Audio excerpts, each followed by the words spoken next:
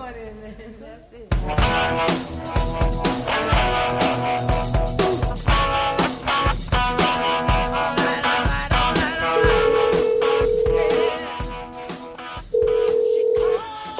Hello, Chicago neo-futurist Bilal&nbsp, friend of mine. Hey, where are you right now? I am actually out in Arlington Heights. I'm lying down in the green room of the Metropolis Theater. What are you doing there? My wife teaches out here, and I'm just basically just hanging out. She's having a baby, like, within days, right? Yeah, within a couple weeks, from what we... Oh, a couple weeks. We were hoping earlier, but it sounds like it's not going to be until, like, the 20th or 24th. Are you ready to receive your podcast obligation for this 30 days? I am ready to receive my assignment. Okay, Bilal, you have exactly 15 days to start, conceive, and record a 2-minute audio piece about rebellion, which will be placed... Rebellion, which will be placed in the dead center of our first podcast. Do you have any questions? If I chose not to do the assignment, that actually would be doing the assignment, wouldn't it? As long as you audio document you're not doing it, that would be great. My active refusal. All right, so 15 days, and today is January 7th? Yes, today is the 7th. So January 22nd. Yes. Bye-bye. Bye.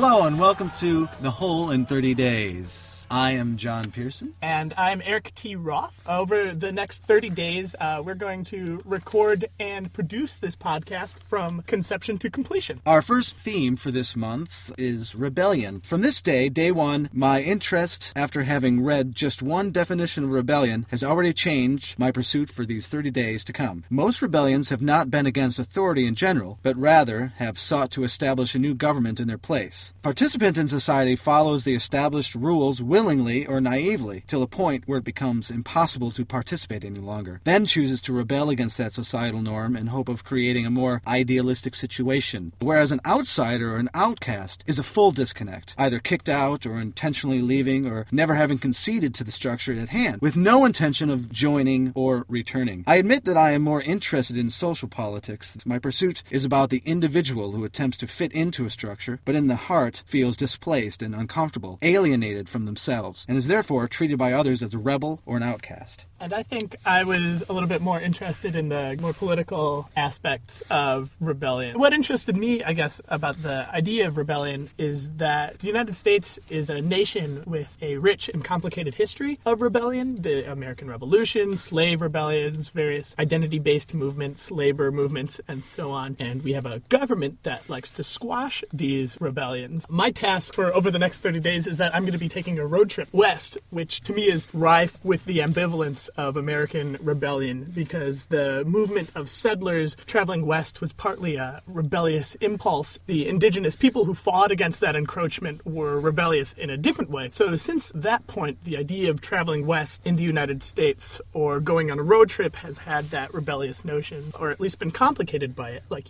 James Dean as a rebellious youngster on his motorcycle driving with the wind rushing through his hair and everybody being very attracted to him. Remember also he ran off the road and died. So. I don't remember that.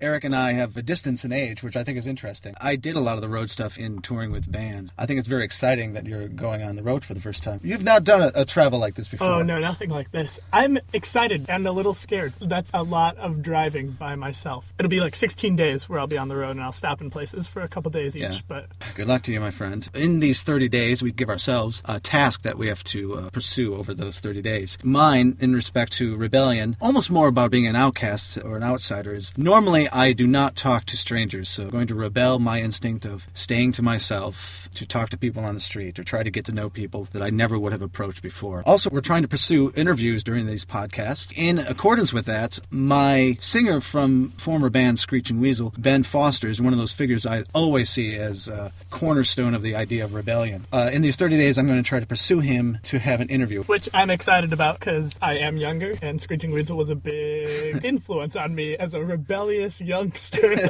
I think what's going to be hard about this and why I'm challenging myself is that Ben and I haven't talked in about 2 years. We had a falling out. The band was restarted without telling me. It's very complicated, and I thought I wanted to try to move past that. Not for us to be friends ever again. I just wanted to be able to communicate. So that will be quite a challenge. There we go. Thank you. John Pearson signing off. Eric T. Roth signing on.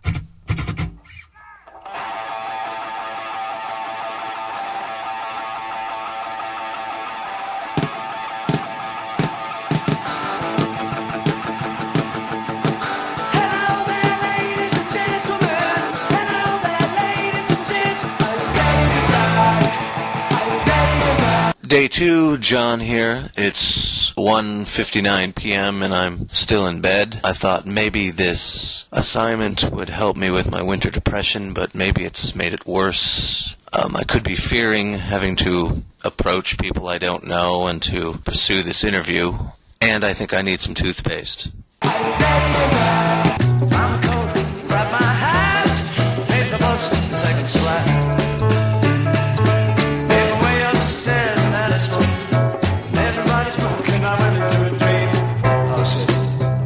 Day 3, John here. I just had this thought while I was riding my bike to the theater, just doing what I usually do, just put on my blinders and sort of head straight there. And I stopped at the park here and I was going to say hello to people. But then I thought I have to sort of create this aura of happy. And then I thought that was ridiculous because what is it? Why do I have to create an aura of happy before I speak to some people?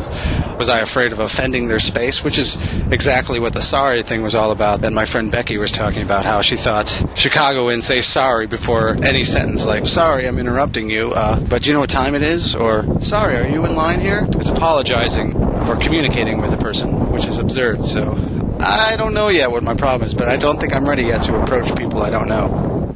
Day 3, John here. Just as I left that last message, someone walked by and said hi to me first. And I said hi with this aura of happiness. So maybe there is some trick to being happy.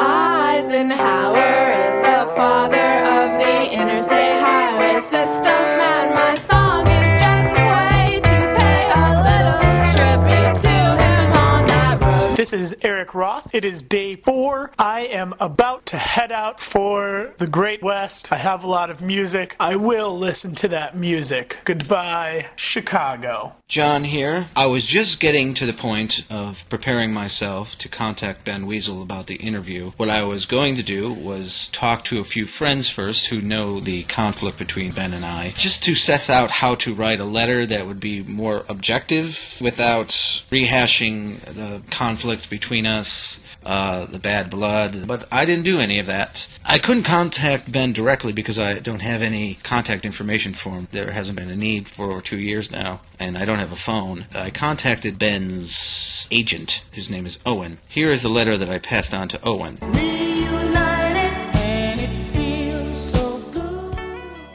Hey Ben, strange coincidence. I was working on constructing a letter today to you to ask to do an interview for my new theater-based podcast when I got a message requesting me to do an interview for a site called SaveBenWeasel.com. I didn't know if you knew about this. Let me know if this is some kind of legitimate site so that I can decide to do an interview with them or not. A friend and I have started a podcast called The Whole in 30 Days. It's a time project, meaning the podcast documents the time it takes to put the podcast together. For this 30 days, we chose Rebellion. Each podcast will contain a 10 to 15 minute interview with people about rebellion. You were the first person I thought of. If you're up for it, I just want to talk about the aspect of rebellion and your relation to it. We might talk about your younger days before the band, kicked out of schools, ... sent to Maine, ... I also spelled Maine wrong. I spelled it M-A-N-E. But that's kind of funny. I mean, I spelled it M-A-I-N. I think that is right. I just left off the E. It doesn't look right, and it isn't right. Anyway, I'd like to talk about our early approach to the band. This in no way is designed to out any conflict between us. It is just that you are the first person I think of when I think about talking to someone about that topic. How many times can I say about in one sentence? This one, it looks like I can say it 3 times. Eric Roth, day 5. I'm in a hotel room outside of Grinnell, and I'm going to bed. It's 3 in the morning. Good night. I'm in Iowa now. It's pretty. There are hills and stuff, which makes me think that on the horizon are mountains. I have to get to San Francisco by the 14th at 8 p.m. But this morning I overslept by about 4 hours, which negates my leaving last night and driving until 2 a.m. I guess my body is just sort of telling me that it's going to sleep the amount that it wants to sleep, and I'm going to have to do everything that I can to deny my body its sleeping. So if that's not rebellion, then I don't know what is. My girlfriend Paige, by instinct alone, is better at approaching strangers than I will ever be. In the freezing cold, while we were waiting on the train platform last night, she said to me, "Doesn't your penis get cold in the wintertime?" Honestly, I don't think I've ever thought about that. My penis isn't cold now, but most of me is, so I would say on average my penis does not get cold. Why not, she asked. It sticks out there. You would think it would get cold. I don't know, my dear. Perhaps the balls keep the penis warm. Just then a kid around 22 years old walked by. "Hey, how long have you two been waiting? For the train?" I asked stupidly. Then Paige chimed in. "We've been waiting about 10 minutes. He walked a few steps away, huddled with his hands in his coat pockets. Paige turned to me. "I'm going to ask him." "You're going to ask him?" I am hesitant, but then I warm up to the idea because, well, I'm supposed to be talking to strangers. We heard the train coming. The kid moved closer to the tracks. Paige stepped forward and tapped him on the shoulder. "Excuse me, sir." "Yes," he said. "Does your penis get cold in the wintertime?" He stared blankly at her. Then he began to laugh. The train approached. His face turned from a smile to one more of a contemplative nature. "No, I don't think my penis does get cold. I mean, not just standing here. If you put ice on it." "Oh yeah, of course," I say. "Ice would make it cold." He hopped on the train and we followed. The kid was not made uncomfortable. He was smiling. He may have thought we were odd, but he didn't seem offended. Moments later from across the train he called to us, "What about the phrase, 'freeze your balls off'?" And Paige said back, "Well, now that phrase makes more sense to me. If you are so cold that your balls are freezing off, you must really be as cold as you can get." A few minutes later, as we exited the train, Paige poked her head back in and said to the kid, "Keep warm." Hey, I'm in Nebraska. I don't know how that happened, but it did. Cool. It's Eric again. It's still day 5. I just went to an incredible rest stop. They had a giant plush predator doll, and I got some horny goat weed, which I immediately lost. I have no idea where it went. I was really looking forward to sustaining an incredible erection. Oh, fuck, there's a cop behind me. And I am going fast, and I'm talking into this thing. I'm going to stop talking for a second.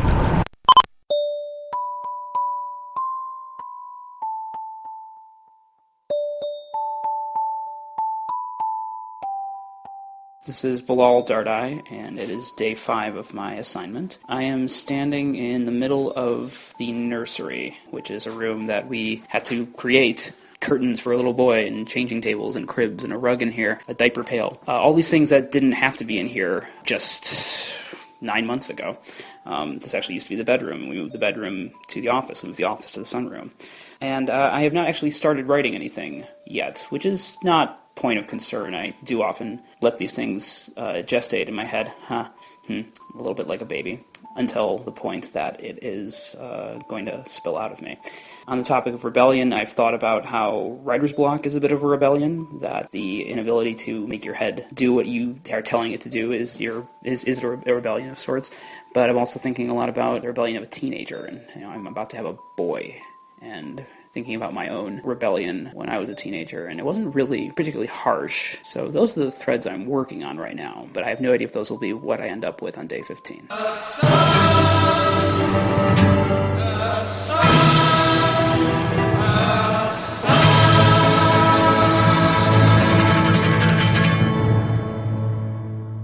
Okay, the cop just went by.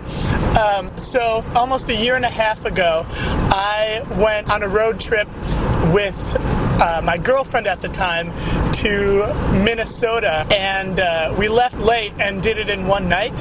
But at like midnight or so, we pulled into a rest area, and I was getting kind of tired, and I was driving, and we found this book series called Deathlands, and it's considered the #1 audio book series for truck stops. They're called A Movie in Your Mind.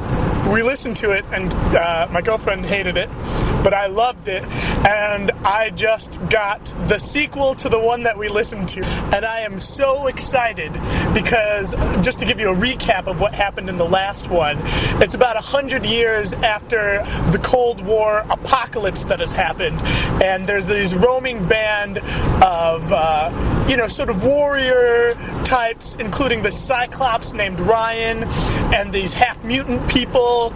They just stopped a mutant rebellion, and I'm really looking forward to seeing what happens next.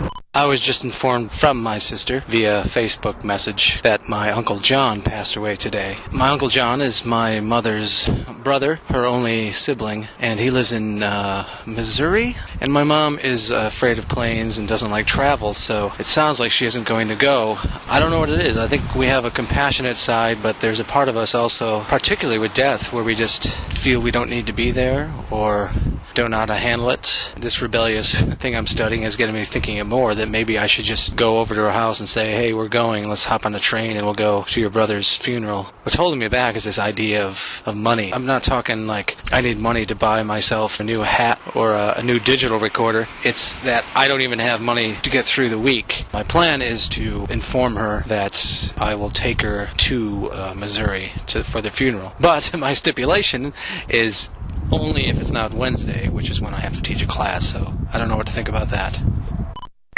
Still day 5. I have just successfully urinated into a Dr. Pepper bottle. They emerged onto a wide shelf-like ledge, splashed with moonlight. Joe gestured with a sweeping wave of one arm. Tira. It's beautiful. Ryan found himself looking down on a place he had never visited, yet had always known in his dreams. Almost in Denver, and this orange moon is peeking out over the horizon behind me in the rearview mirror. It's not full, and it's kind of covered in clouds, but it's super beautiful. My eyes welled up because I'm really happy right now. Day 6, John cataloging of the 20 people on the train compartment of the Blue Line at about 6:15 p.m. 7 wearing headphones, 6 talking on the phone, 4 reading books, 1 dead asleep, 1 with insane eyes, and 1 being me, starting out with headphones listening to existential philosophy, ending up holding digital recorder to mouth.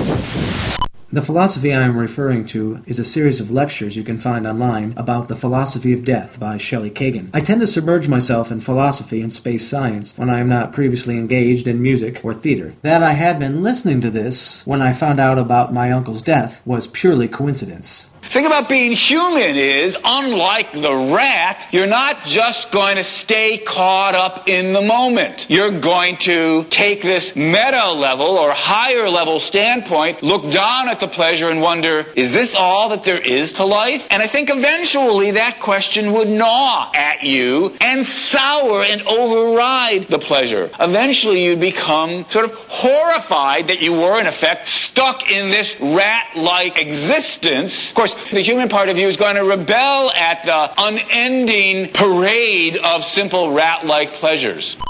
It is day 7. This is Eric. I left Denver about an hour ago. I got in 2 nights ago, spent the night with my cousin. We got very drunk. Then we started watching Tangled, the film based on the true life story of Rapunzel. And then Sarah threw up while we were watching that. And then yesterday, I hung out with my friend Laura, and we also got really drunk. I woke up today very hungover.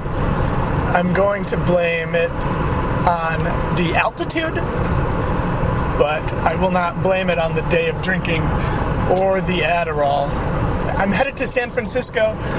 Tomorrow is Saturday, and it is my birthday. I will be 25. Oh man, my mouth tastes like puke, and that's disgusting.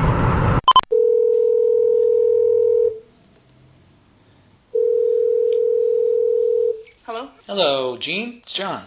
Hello, John. What's going on? I haven't heard anything. I did hear from Mary. She just said that they're going to send Mom they're making a video, of like his life and stuff he's done, and then a eulogy, and they're going to send us everything. Where were you thinking of going? I was thinking of trying to get Mom to go. Like I said, the only day I wouldn't be able to go is tomorrow, and she would only want to take a train anyway, so it would probably take longer than a day to get there, I would think. Or where is it? Is it in Missouri? Have you talked to her about this?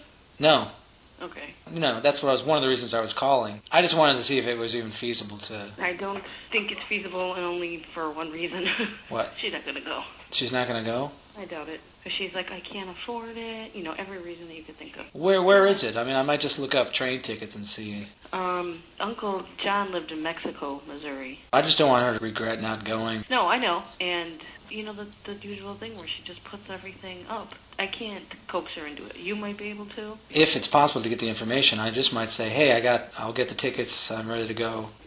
Oh my God, Wyoming is gorgeous. I'm still in Wyoming, and there are 50-mile-an-hour winds, and it's blowing the snow in patches across the road. It's super dangerous. How can it be bad for me to die? After all, once I'm dead, I don't exist. If I don't exist, how can it be bad for me that I'm dead? It's easy to see how you might worry about the badness of death if you thought you would survive your death. Now, if you believed in a soul, then you might worry about, oh gosh, what's going to happen to my soul after I die? Am I going to make it up to heaven? Am I going to go to hell? You might worry about how badly off you're going to be once you're dead. But it's often seemed to people that if we really believe that death is the end, how can death be bad for me? Sometimes in response to this thought, people respond by saying, look, death isn't bad for the person who's dead. Death is bad for the survivors. John's death isn't bad for John. John's death is bad for the people who loved John and now have to continue living without John. John's death is bad for John's friends and family. When somebody dies, we lose the chance to continue interacting with the person. We're no longer able to talk with them, spend time with them, watch a movie. I stopped in Salt Lake City for some dinner. I went to a bookstore briefly because I wanted to see if they had any poetry, and they didn't have a very big poetry selection. And then I went and I peed on a bank, and now I am headed in the direction of Reno. I don't think that I'm going to make it to Reno, but I do have half of an Adderall. I'm going to take it, and I'm going to see what that does. Maybe then I will go to Reno. I really like having this recording device because I've been spending so much time alone today at the restaurant ordering food. I felt like a weirdo. It's almost as if I have forgotten how to talk to people.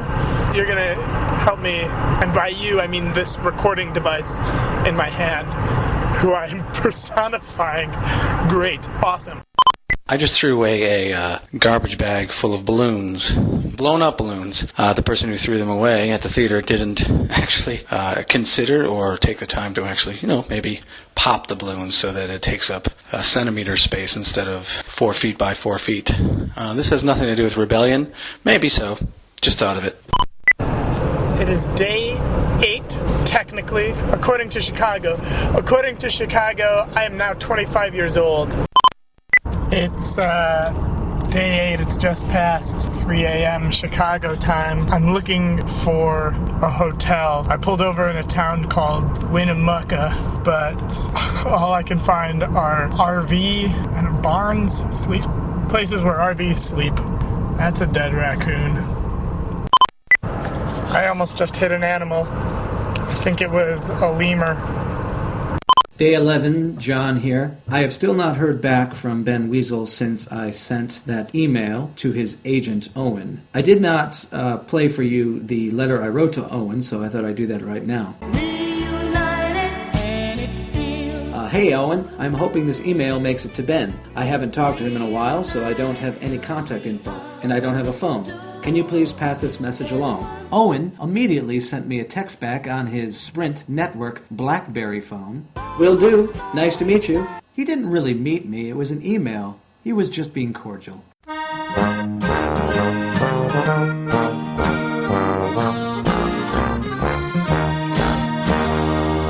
This is Bilal Dardai on day 12 of my project, and if I am being completely honest, which I am, I have not done any further work on my assignment about rebellion since day 5. A pirate is lucky as can be. He lives a delightful life at sea. I have been primarily focused on the unique stresses of awaiting a child who is actually due to arrive, or so we were told, due to arrive tomorrow. Although we have also been told recently that he is taking his sweet time about it, and he is likely going to come, like 4 or 5 days from now. So we are actually experimenting tonight with foods that people have told us may, possibly, maybe, might, reportedly cause labor to begin. And we are starting tonight by heading out to Red Lobster, a restaurant I do not normally frequent, but we actually have to head out to Lincolnwood to go to this Red Lobster. In terms of the project itself, I'm sure that I could make an argument that my not working on the project is a type of rebellion. I could make an argument that the child refusing to show up on time is a kind of rebellion. But like I said, I haven't really done much extra work on it. So yeah, that's where I am right now, on my way to Red Lobster to see if we can make a baby happen.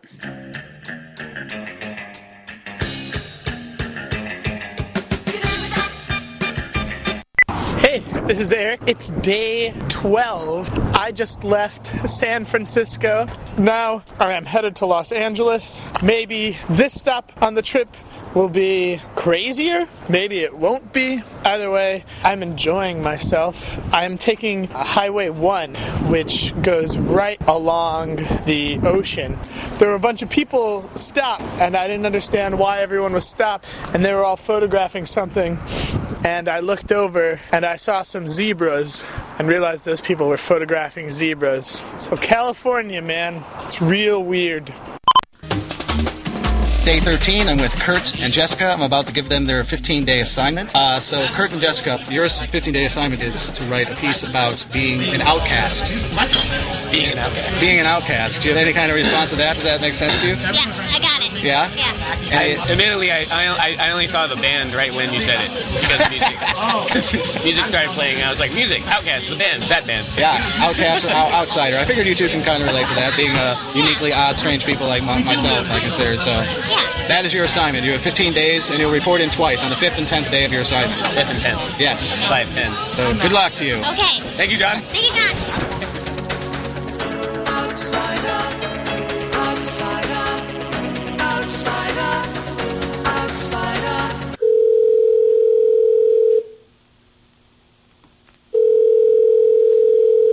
Hello?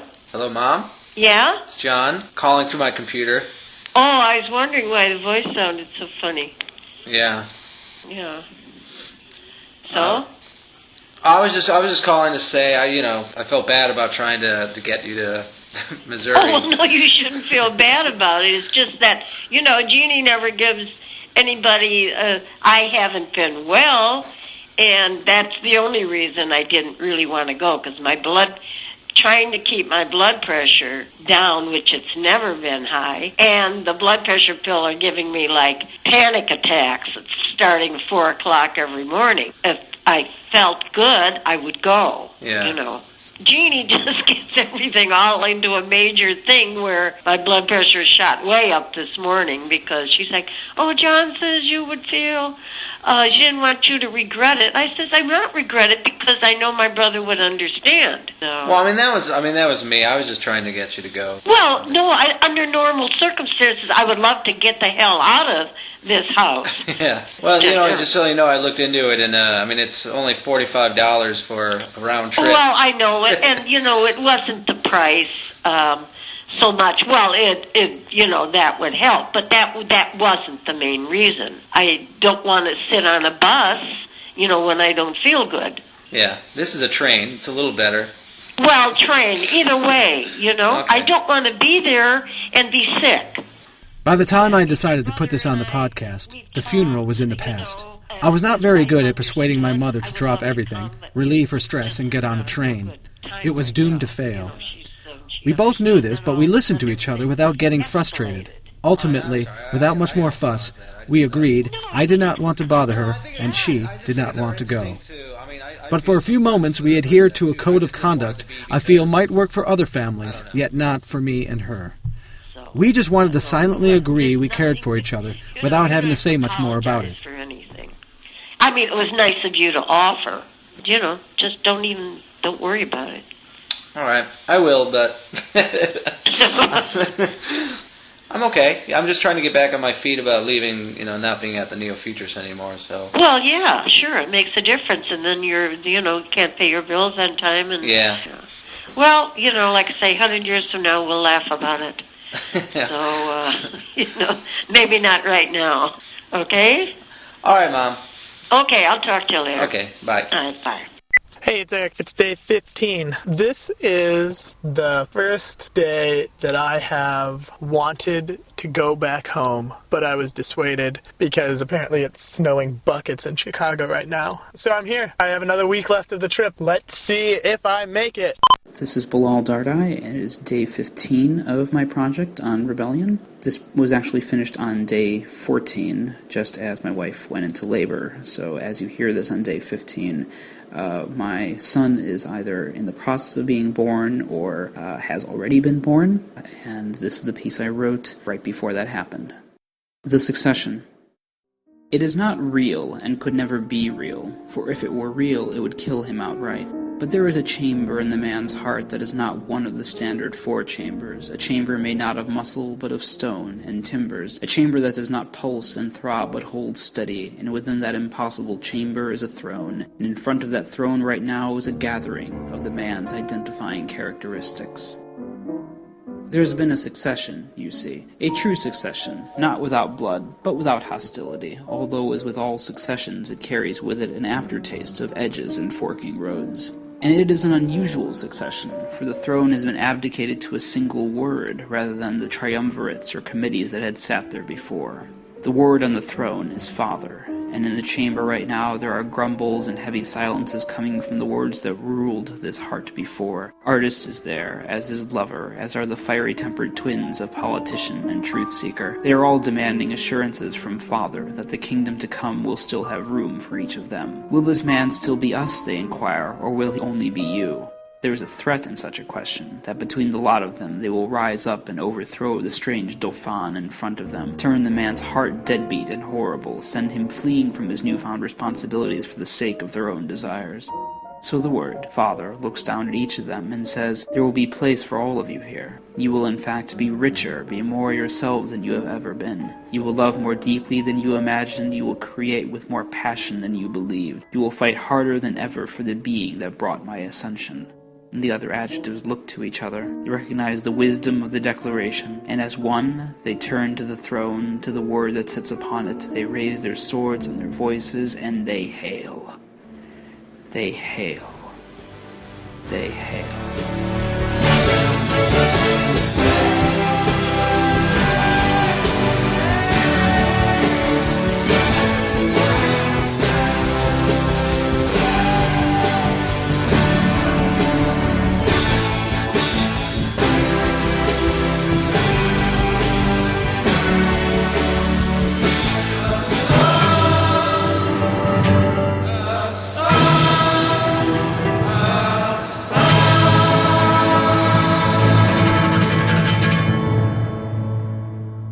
Day 15, John here. Bilal Dardai and his wife, Dana Dardai, did in fact have their baby. Robin Khalil Dardai, 8 pounds, 7 ounces, 22 inches long, born 7:26 p.m. on January 22nd, 2012.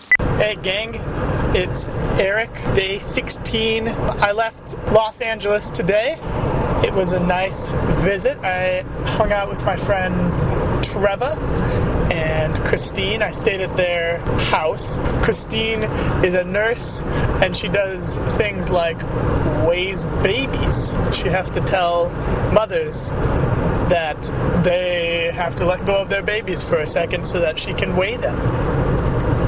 I crashed on lots of couches. I miss my friends who I spend a lot of time with, and I miss the community that I have back home. I can't wait to be there, but there's still more left on this trip, and I still have a couple more friends who I have to visit, and I feel like I'm just gonna get to their places and just be like, can we just watch TV and not talk to each other? Either that or do something really fucking crazy. But I doubt, well, who knows? Tucson, Arizona. I'm gonna do something crazy in Tucson, Arizona. This is all about rebellion, so here we fucking go. Letter sent on day 17. Hey Owen, haven't heard back from Ben. Do you know if he has an answer for me? I'll need to rethink the questions if I have to find someone else. Anyway, thanks for your time, John. This is Eric. It is day 17. I am driving up to the Grand Canyon, but it is snowing. It is snowing here. These cars don't know how to handle it because all these people are from the Southwest and they only see snow when they go to the Grand Canyon. I hope that I can see the canyon. Oh man, I also hope I don't die. Felicity's lips compressed, and she turned and walked away. Ryan shook his head in bewilderment. I never heard of that spirit balancing belief before. It's not too different from balancing Gaia's earth energies. They've got to be maintained on a certain level, or one side will tip and cause a negative or positive power avalanche. Avalanche? That's it. Huh? Come on. Hey, it's Eric. I'm stuck on the mountain on the way up to the Grand Canyon. I got stuck in the snow. I am so stuck on a mountainside. I stopped because there were a couple other cars stopped, and then my car would not move at all. And now it's causing like a ridiculous roadblock. This like budget truck trailing with a like car trailered on the back tried to stop and then just slid and is now completely blocking the road in every direction. I may never get to see the Grand Canyon. A man with a fantastic mustache just drove up with this gigantic orange truck thing that I don't know what it's gonna do, but it looks promising. Whee! I'm now moving slowly up the mountain. I've been a man shoveling concrete or some sort of rocks and shit got me out, and I'm now moving up the mountain. I don't know what I should do next because I'm slowly moving, and if I stop my car, I will not be able to move again. So I'm gonna try to, I don't know, maybe I'll try and turn around at some point, but for now, I will steadily climb up this mountain. Oh, fuck. Hey everyone, I decided to spend the night on the top of the mountain. I'm at the Grand Canyon, staying in a lodge, and that's what I'm fucking doing. Hopefully tomorrow morning, the Grand Canyon won't look like a gigantic bowl of white powder. Million swats from Marlene.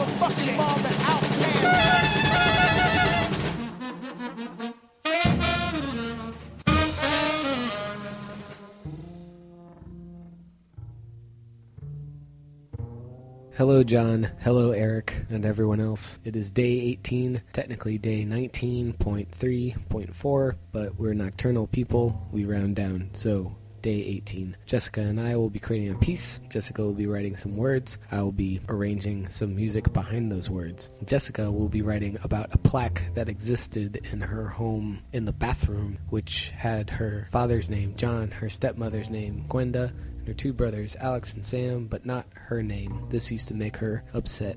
My music will be based or collaging, assembling some music of Ornette Coleman, the free jazz improviser of the 60s, 70s, and beyond. The day that John told me about the topic of Outkast, I happened to be ordering my drink, and these two guys were talking at the bar over an LP, a record of Ornette Coleman's. So hopefully that's relevant to Outkast in some kind of way. I'm kind of taking it as this serendipitous, random event. Sound good? Jessica writing about a plaque in a bathroom, me creating music around Ornette Coleman. See you soon.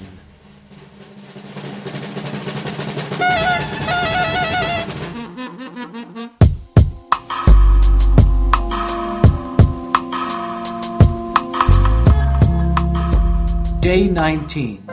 John. The other day I was very angry at myself for hesitating to catch the Foster bus to the Neo-Futurist Theater. I had planned to interview audience members during their promenade and to see Too Much Light Makes the Baby Go Blind. I did not make it. My path had been drastically diverted. The question the audience members were to be asked was, can you describe a time period or a single act in which you considered yourself rebellious? Or a time when you should have acted in rebellion yet instead chose to keep the status quo? But, as I said, I never made it there to ask this profound question due to a diversion. The diversion was not really why I was angry. I had already put off leaving the house for about 15 minutes prior to this more permanent realignment of possible future choices. I was no longer content with the topic Eric and I had chosen for our first 30 Days podcast. I was failing to talk to strangers, Ben Weasel has not yet returned my messages, and I nearly sent my mother into a severe panic attack, trying to rebel against our stubborn, stoic natures. I was also dealing with my aversion to the cold. In general, the isolation of the Midwestern winter months is an obstacle which demolishes most cordial conversation. People roam the snowy paths of this dark city, quietly bundled in their layered sheaths of insulation. Hats and scarves obscure their eyes and mouths, making faces indistinguishable. Ears are covered with headphones, cell phones, and heavily padded winter muffs. There is no contact. We are hardly human. Yet, during the few moments before my diversion walked through the door, I was beginning to realize my lack of action may have merely been a thinly veiled disguise for some deeper subconscious resistance. Perhaps I just don't like people anymore. Doors open on the left at Clark and Division. When I accidentally backed my bicycle over that man's foot on the train, even after I apologized, I felt he wanted me dead. And that woman, and that other sleeping man who wouldn't move their shit off the seat during rush hour, do I really want to talk to them? Maybe I never liked people. Doors open on the left. While I was standing in the middle of my bedroom, staring at my only winter coat, the one with the broken zipper, my girlfriend Paige stumbled in, pale, slumping, tired.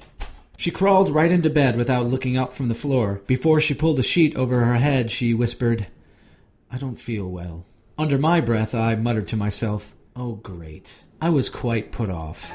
Even though she had unknowingly supplied me with an adequate excuse to abort the evening mission, in my most despicable moments, I felt imposed upon. Her sickness was inconsiderate and rude. I quickly abolished these stupendously callous thoughts from my head and crawled up next to her, to hold her, to help her fall asleep. Soon the fabric of her breath changed, and I knew she was temporarily veiled in a thin sleep. I got up and paced from kitchen to living room to bathroom to kitchen to living room. She called out, "John!" Then I heard something heavy hitting the floor. My heart dropped, and I ran into the bedroom. She had accidentally kicked a book off the edge of the mattress. She hadn't fallen. All was fine. Then she sat up in bed. "I have to go to the hospital now."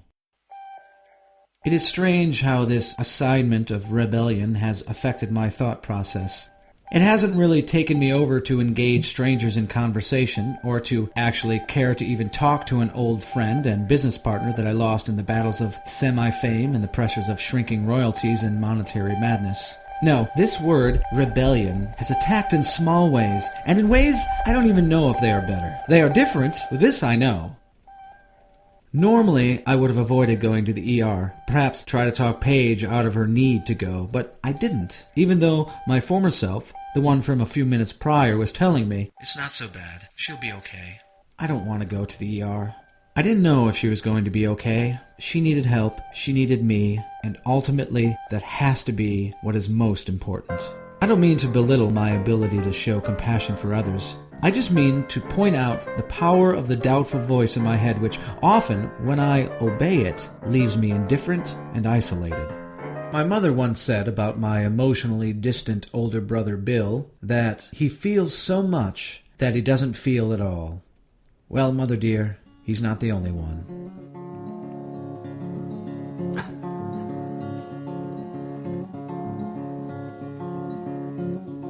Hello, it is Eric. This is day 19. I just left Tucson, where I just spent the night.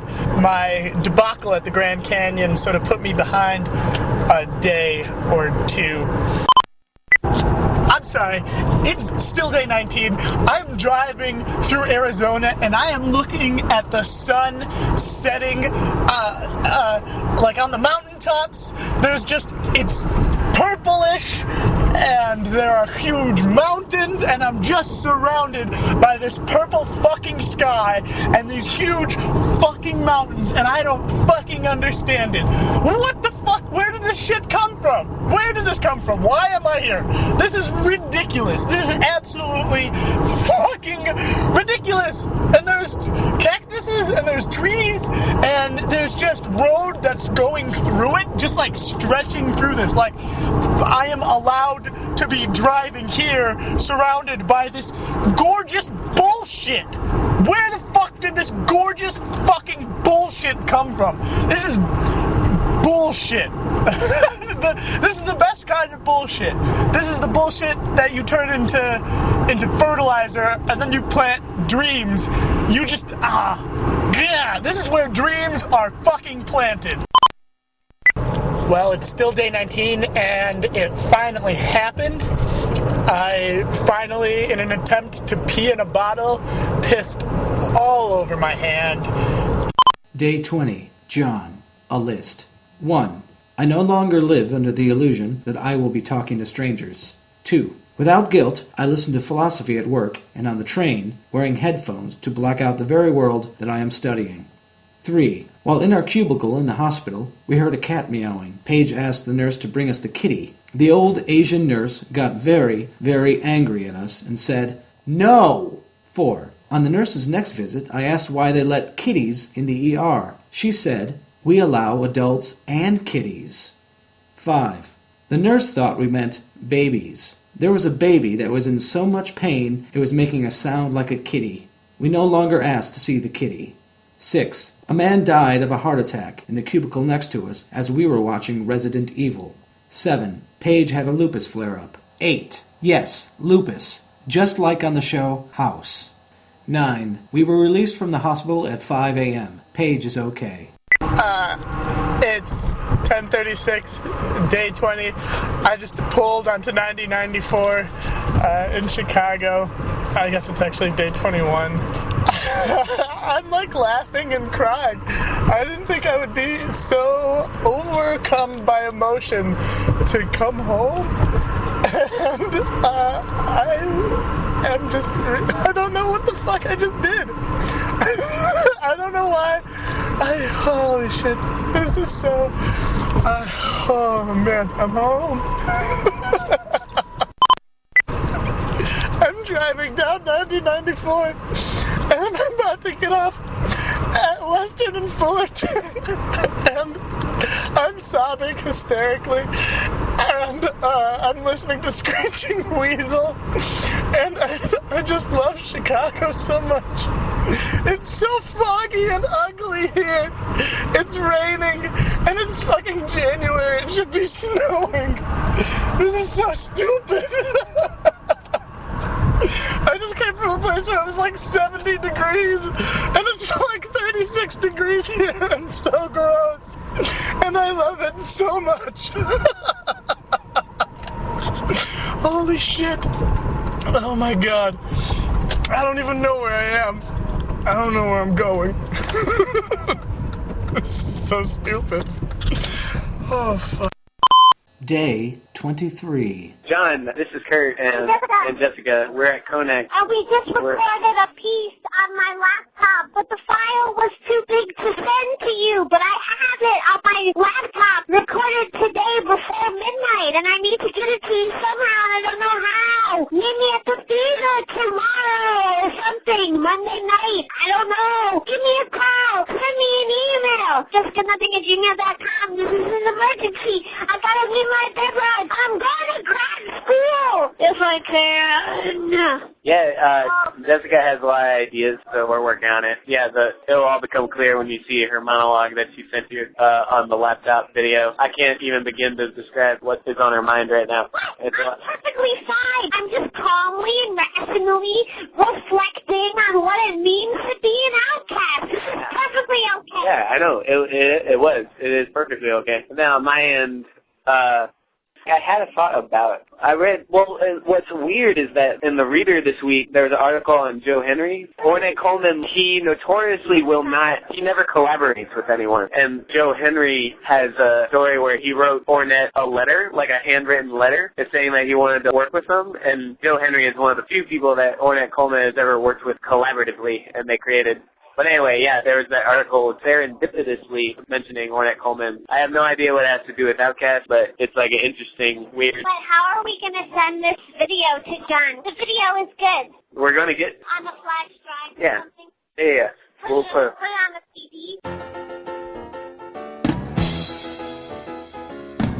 Alas, alas, for you lawyers and Pharisees, hypocrites that you be. John here. I received a message from Ben Weasel. It was a snail mail in my mail today, and it's just a tax form with no letter attached. He has decided not to speak to me.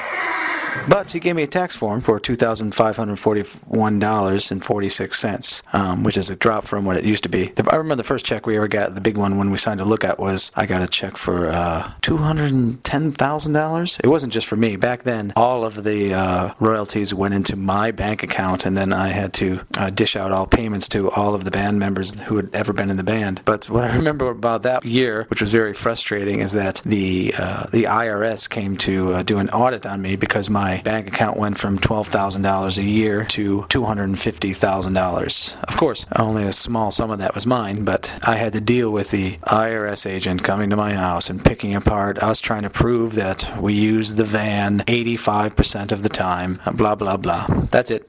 Day 27. And 100 miles is a long drive inside a car. 200 miles is a long drive. I traveled almost 6,000 miles by myself, almost 100 hours of driving in 16 days. 100 miles is a long drive inside a car. 500 miles is a real long.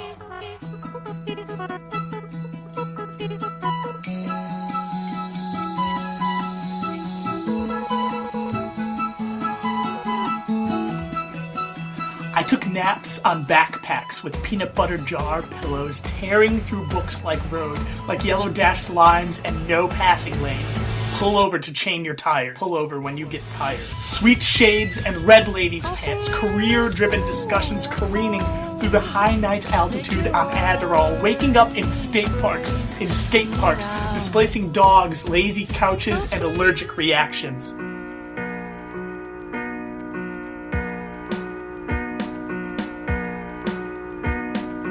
Strap it on and put my legs above my head.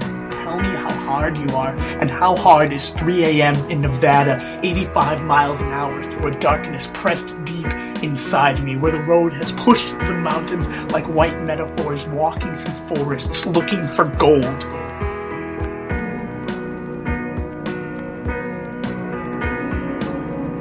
We're new lovers, ignoring each other's scars, puking into recycling bins, leaving trash in our cars. The national forests are so fucking beautiful that I ignore the desecration of the rest of our country. Feeling the pull of gravity swinging around mountains and oceans, cutting it too close. I imagine friends, lovers, and crushes traveling with me, feeling the expanse of the country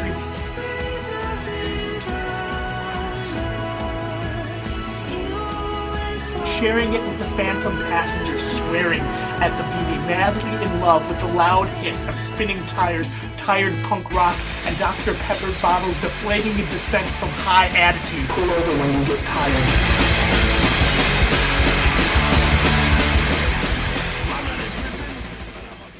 I curl up under a blanket in a Super 8 motel, a cable box with HBO, smallpox, and dust in the corner of the toilet bowl. The dust blows through Tulsa, carries my car home, drifting on the wind with bed bugs in my teeth, looking at the last purple sunset through Depression-era gray clouds and sweet shades. Fuck Jack Kerouac, I say in every city along the way. And you, or your memory,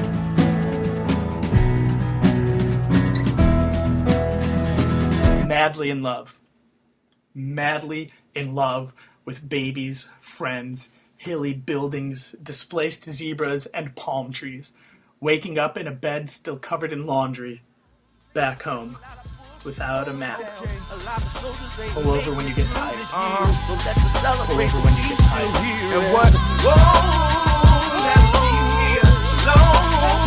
Tell them holla at you, boy, 'cause I'll be coming home.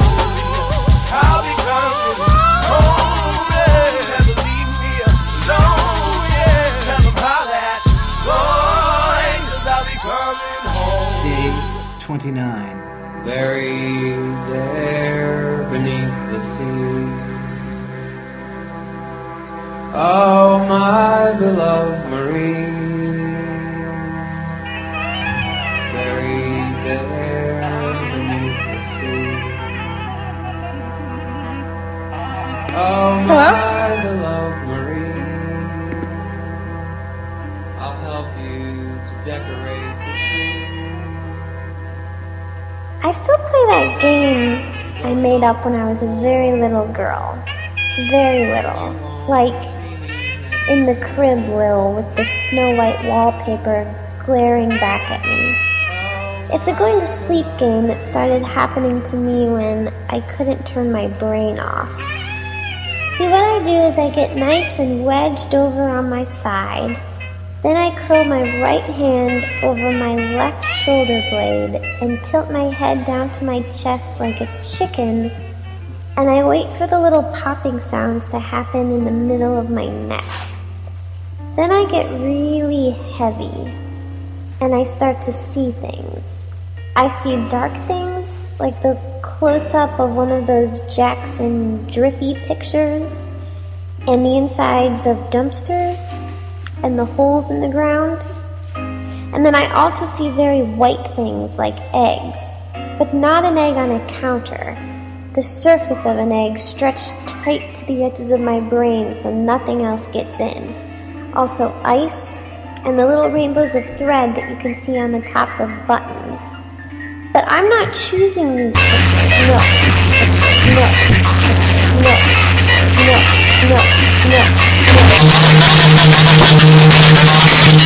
They pop in my brain and kind of hemorrhage, like fireworks.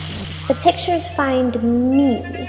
They're always either black or white, and I barely have to use any of my thinking, so I can go to sleep.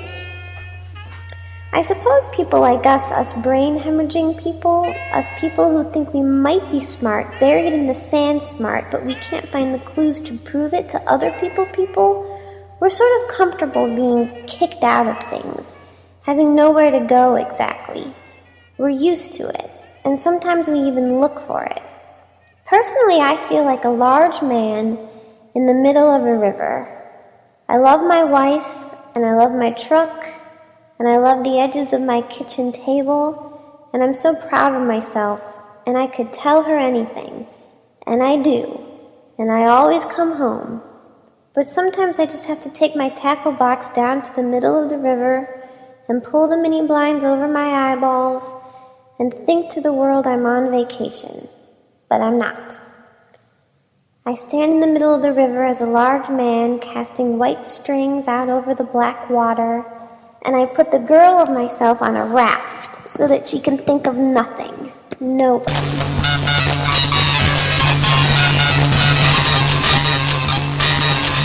hated that plaque on the bathroom wall.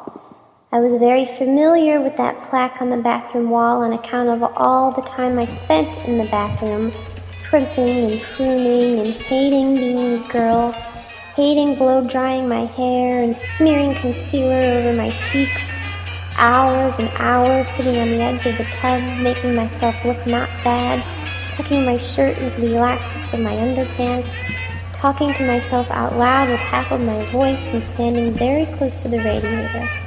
It was a ceramic plaque from a boardwalk in Jersey. The Schlegel family. John, Gwenda, Alex, Sam. Equipped with adorable watercolored cartoon versions of themselves in their pajamas under their covers. I didn't understand why it had to hang in the bathroom that was attached to the guest room that was my room, that played my fireworks at night. My last name was Schlegel. His name is still on my birth certificate. The boys are my blood.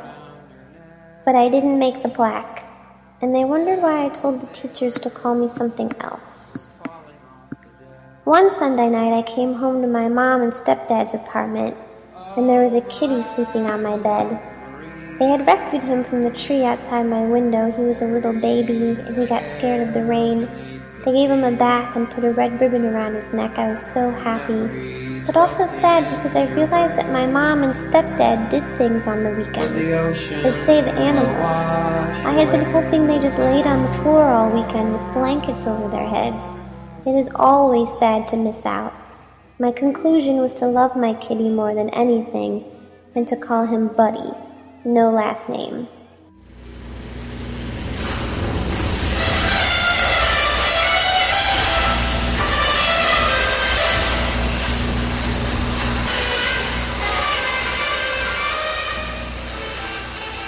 Now, of course, I loved all of the people while I was awake and eating. I still love them.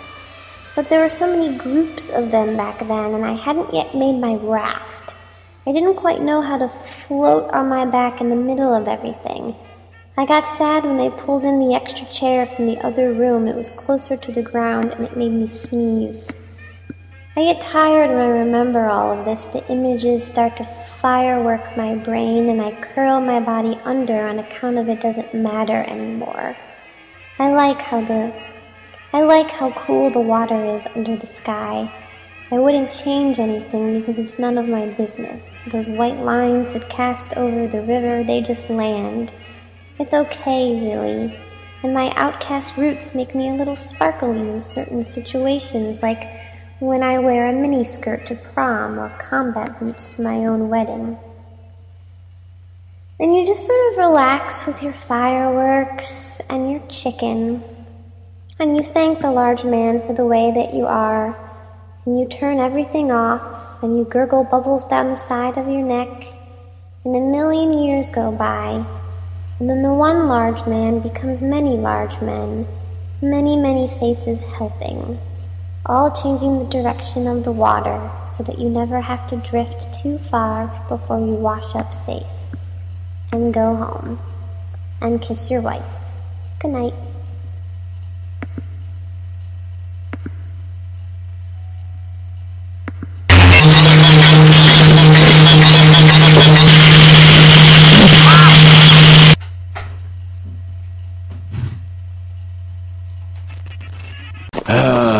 The gates of Eden have swung shut again, and the demons have been given the boot. Not funny, Doc. It wasn't meant to be, John Barrymore. They reached the slope that crept up to the pass, and they urged their ponies forward, reining them to stop on the shelf of rock overlooking the valley.